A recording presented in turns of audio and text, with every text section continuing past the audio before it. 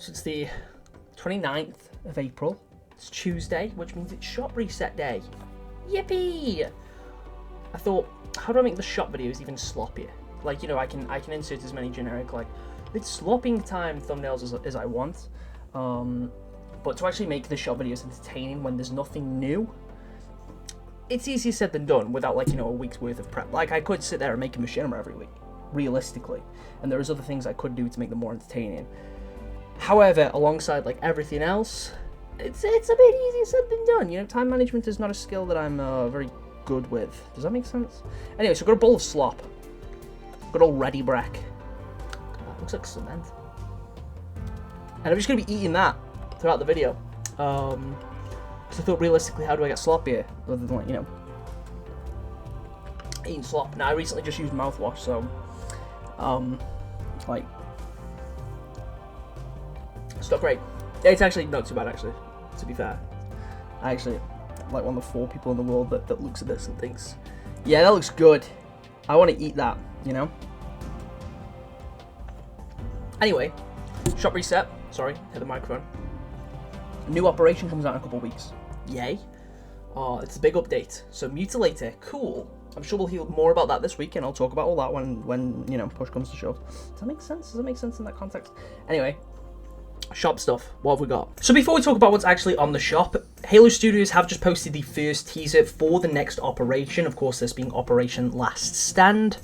It's a short video showing a UNSC insignia which quickly sets on fire and is then replaced by the banished logo, with the tagline of the operation being "Be Hope in Times of Darkness," which, to be fair, goes kind of hard. So I'm wagering this is implying that, of course, the banished are invading the academy or something along those lines, and we are likely in store for some new PvE content, alongside what we already know from official confirmation that we are getting the Mutilator, which is the banished shotgun, and that's, of course, pretty cool. This is also confirmed that on Friday we are getting a full briefing of the summer update with a community live stream, so keep an eye out for that, and I'll, of course, try my best to stream that when that happens. And I'm assuming we're going to get some more official teasers over the next coming hours and days. Since the community livestream has now officially been confirmed, I don't expect it to be long until we start seeing some teasers of some new armor and, of course, more pictures of the Mutilator, as well as maybe some other indication of the type of content we'll be getting with this update. This is me playing with the flood spores in Flood Gulch.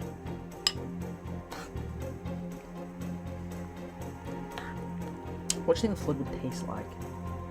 Anyways, jumping over to the shop, first of all, we have the Anomalous Materials coating, which is back for 600 credits. This coating isn't bad.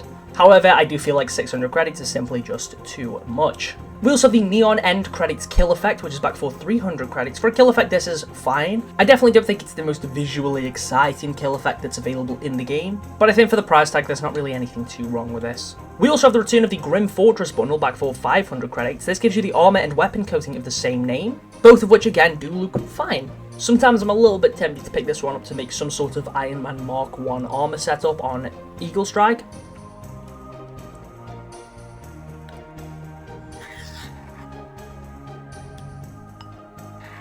I feel a little bit full. I think I made too much.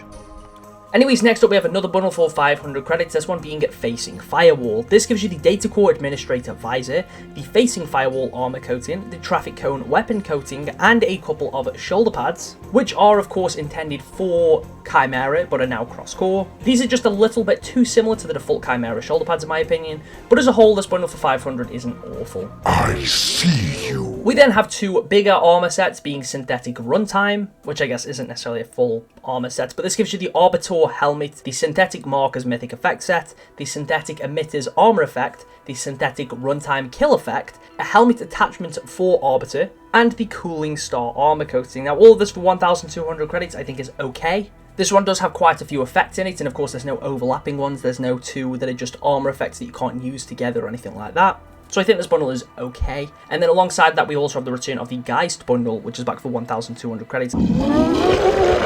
This gives you the helmet of the same name alongside its helmet attachment. You get some shoulder pads, a chest attachment, a wrist attachment, knee pads, a visor, I do actually kind of like this visor, and the Vector Trace Armor Coating. Again, armor set for 1,200 credits I think is fine. And this one does come with some cool pieces of armor. I do think the Guist helmet is one of the better Chimera helmets, and it actually suits some of the other cores really well. It's one of the helmets that I can look at on Chimera and definitely believe that I could see this existing in canon. Anyways, I think that pretty much sums up everything. We had the big team battle refresh last week, so I doubt there's going to be anything new to talk about today. But of course, if there is, it's likely going to revolve around the next operation as opposed to being something that we can play this week. If anything new is posted today by Halo Studios, I'll of course update it via some sort of short or community post, so keep an eye out. Anyways, thank you all for watching, and I'll catch you all in the next one.